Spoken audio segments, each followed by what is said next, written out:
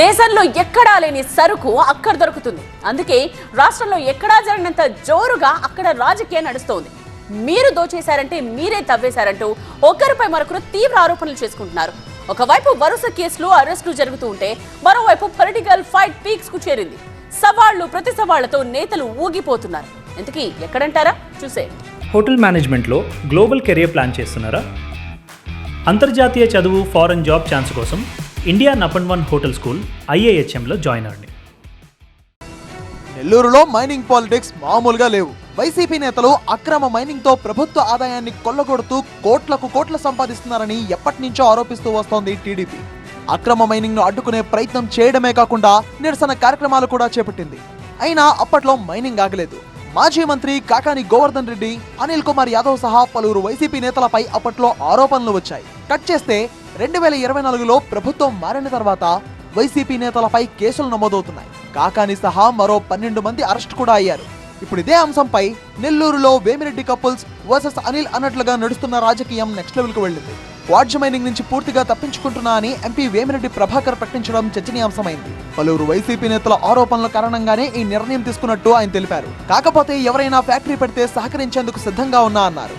నేనుగా ఈ క్వాడ్జ్ అనేది చేయదలుచుకోలేదు, కానీ ఎవరైనా మంచి మనసు చేసుకొని మన జిల్లా కానీ రాష్ట్రంలో ఎవరైనా కానీ ఈ ఫ్యాక్టరీ పెట్టండి. ప్రభాకర్ కి సపోర్ట్ గా నిలిచారు ఆయన సతీమణి ప్రశాంతి.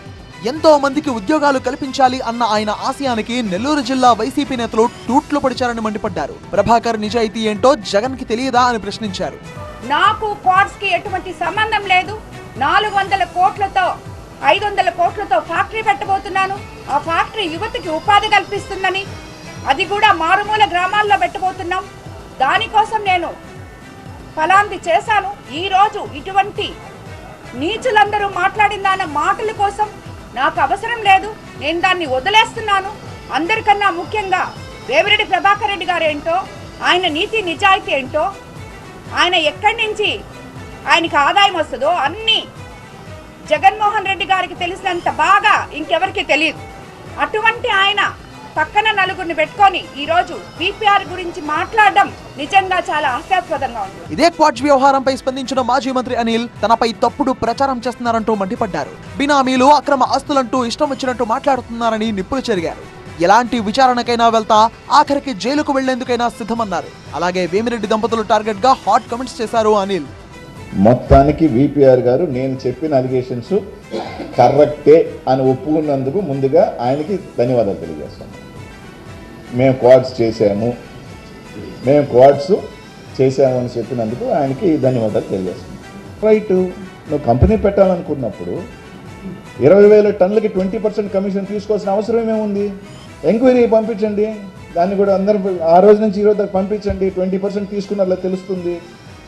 మీరు ఎందుకు మైన్స్ ఓపెన్ చేయలేదు? మొత్తంగా ఈ క్వాడ్జ్ మైనింగ్ కేసులో అనిల్ కూడా అరెస్ట్ అవుతారు అన్న ప్రచారం జోరుగా నడుస్తున్న నేపథ్యంలో నెల్లూరులో నేతల మధ్య మాటలు తూటాలు పేలుతున్నాయి. 2022 నుంచి మొదలైన ఈ క్వాడ్జ్ గోల ఇప్పటికీ సాగుతూనే ఉంది. మరి ఎప్పుడు ఫుల్ స్టాప్ పడుతుందో, ఇంకెంతమంది అరెస్ట్ అవుతారో చూడాలి.